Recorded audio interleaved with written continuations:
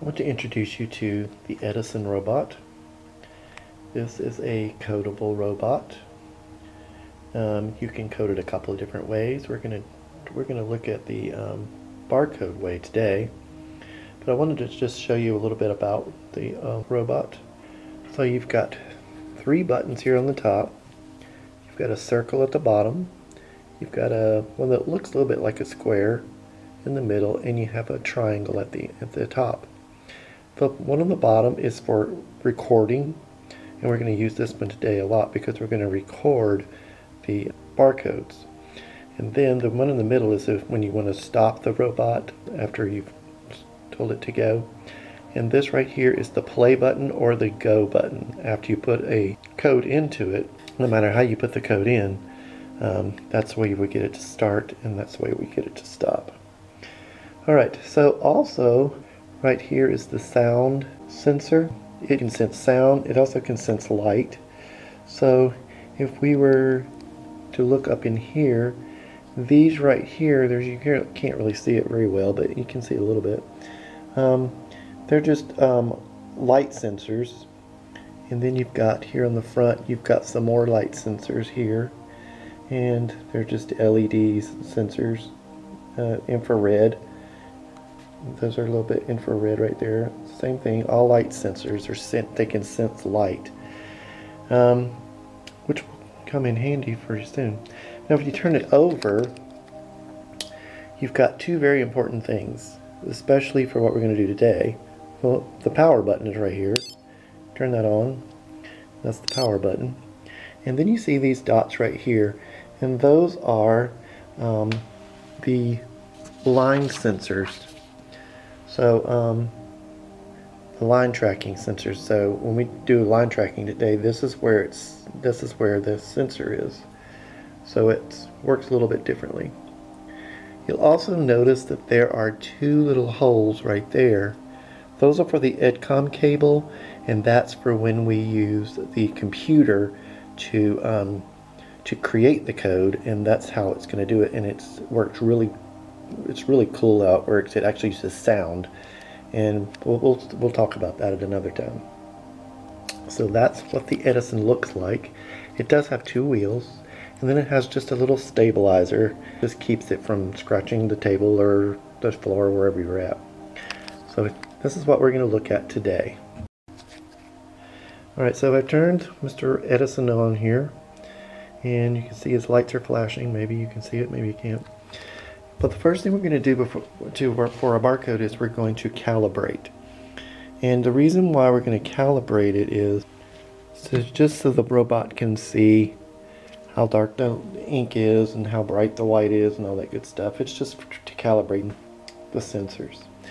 So the way that we're going to do that is we're going to have to press our record button 3 times. 1, 2, 3. He's going to go through it. He beeped, and that just tells me that whatever we just put in with the barcodes he's now ready to do. So the first thing we're going to do is I'm going to put him right back on here, and the first thing we do is called clap controlled driving. Now remember that we already said up here is the sound sensor. So we're going to click 1, 2, 3, and he's going to go through. And now we should be able to do the clap control driving. So I'm going to press the play button, and he's not going to move again until I clap.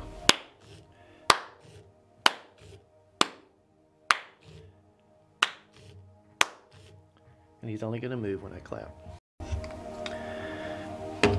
The next thing we're going to do is called avoid obstacles. So this is going to keep him from running into things, or he's always going to turn around when he hits an obstacle.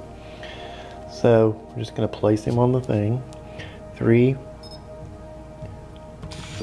Alright, so he did it. So now we're going to move that over, and I'm just going to use my hand as the obstacle.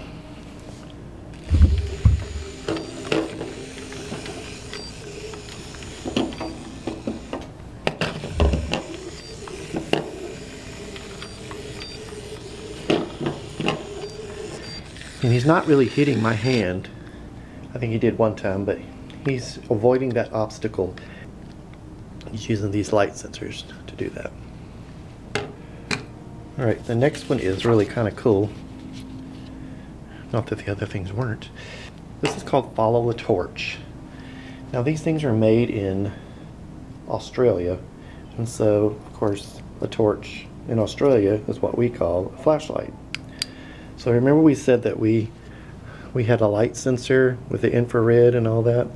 So this is just going to allow the robot to follow the light because of the light sensors, because you're programming it to look, hey, you're supposed to look for a light and follow that light.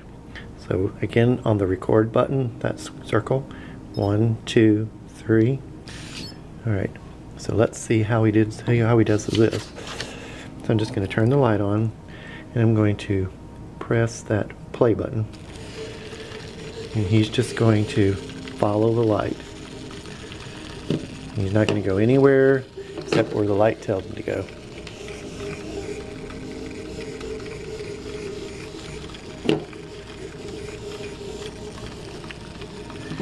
And we're doing all of this coding with barcodes. Okay, so I can pick this up and I can just push that stop button. Alright, the next one we're going to do is line tracking. We're just going to put him right here, and we're just going to press that 3 times. 1, 2, 3. He's going to go by. Now we've been coded to do that, to follow the line. Now remember, he's only got this little red dot right here to, that's the only sensor, so he's going to have to try to find it with that one sensor. If you've ever used Ozzobots, you know that when they follow the line, it's real seamless. But also, if you look at the bottom of an Ozzobot, it has sensors all the way across. So it's sensing with all. He's only got one to do. When he follows this line, it's going to look a lot different than what it normally is.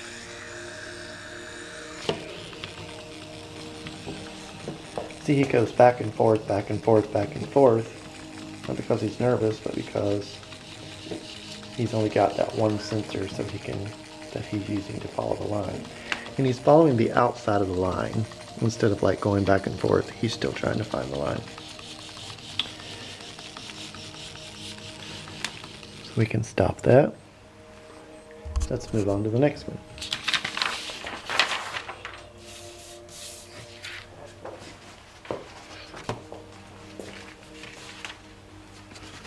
Next, it's called Bounce in Borders. And we're going to use them because what's going to happen here is, just like we did the avoid obstacles, the obstacle now is just going to be a line. It's just going to be a line. That's his only obstacle. So let's program him for that. 1, 2, 3. So now he's got it. So now we're going to put him inside here and watch what happens when he comes to the line. He's not going to go anywhere because he's stuck in there, because he is bouncing inside the borders.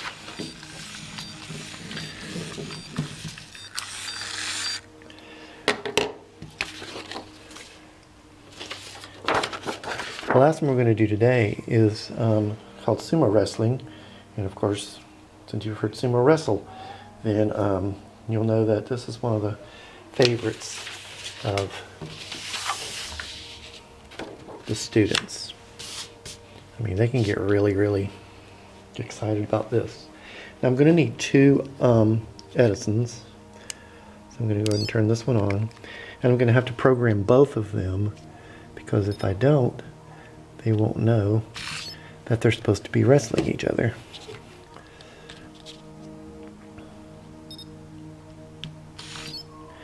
I didn't tell you this before, so let's notice this right here. If you look at the back here, it's got some things that look like a Lego, and the reason for that is they're made to work with Lego. So you can like build stuff on top of them with Lego. What we usually use this for sumo wrestling is so we know which bot belongs to who, we just put a Lego piece on top that's usually like a different color or a different shape, and that just differentiates the two robots. So here we go.